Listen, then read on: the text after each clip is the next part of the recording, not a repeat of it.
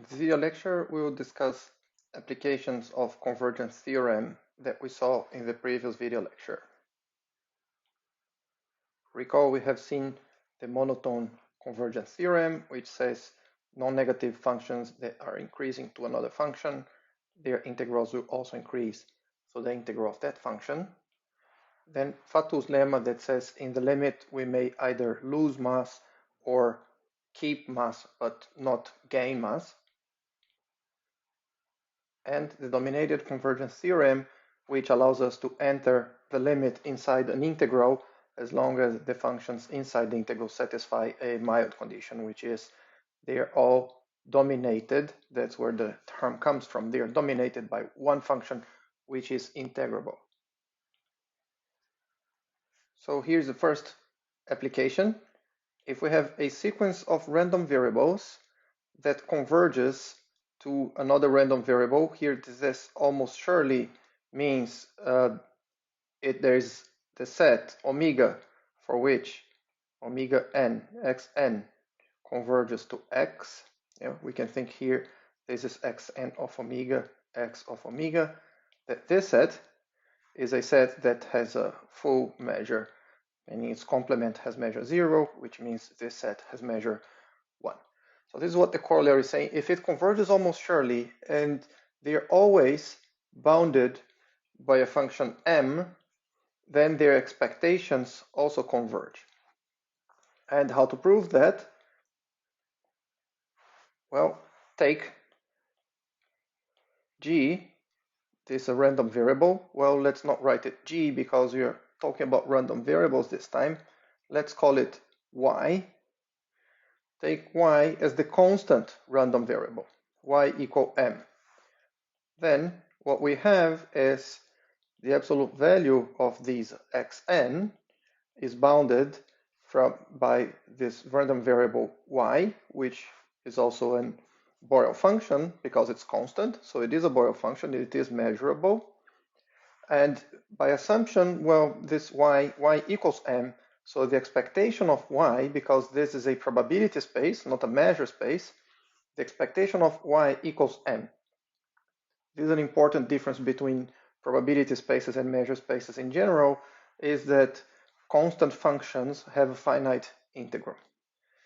Well, then now we are in condition to apply the dominated convergence theorem, which talks about exactly a sequence of measurable functions that converge, that are dominated by another measurable function, which is integrable. And then it says the limit can go inside the integral. When we come back here to our proof, this is exactly what we have translated to the language of probability spaces. We have a sequence of random variables or a sequence of measurable functions that is dominated by another measurable function which is integrable, because the expectation of y is m. Then m is a finite number. Here by assumption, m is a finite number, because there is no bar here.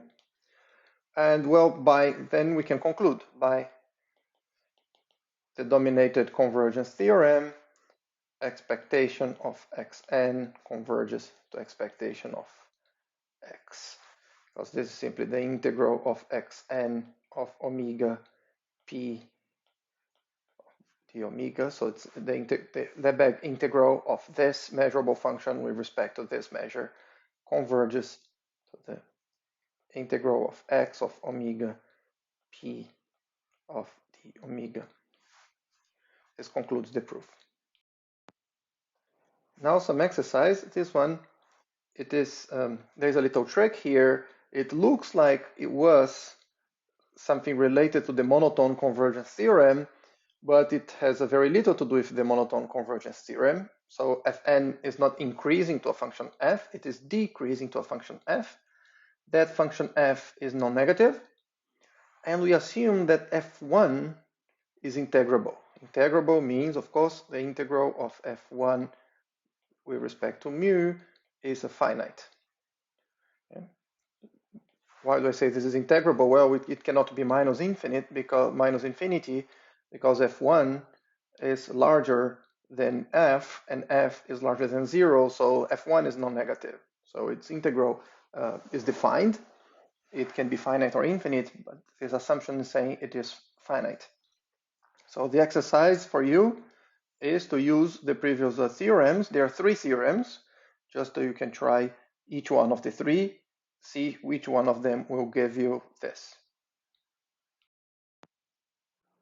Now this is an interesting exercise that will deal with expectations and the fact that a function, in order to have finite expectation, must be finite almost surely. And so what we are given here is xn to be a sequence of extended random variables.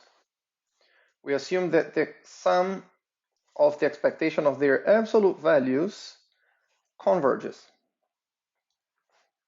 And what the exercise is asking is to prove that this as a series, really as a series of numbers, or this as a sum of infinitely many random numbers, this sum is defined and finite almost surely. When it says converges, it's implicit that it's finite. And show that the result of this sum, which is defined and finite almost surely, if we take the expectation of the random outcome of this sum, then what we get is just the sum over n of the expectation of these xn's.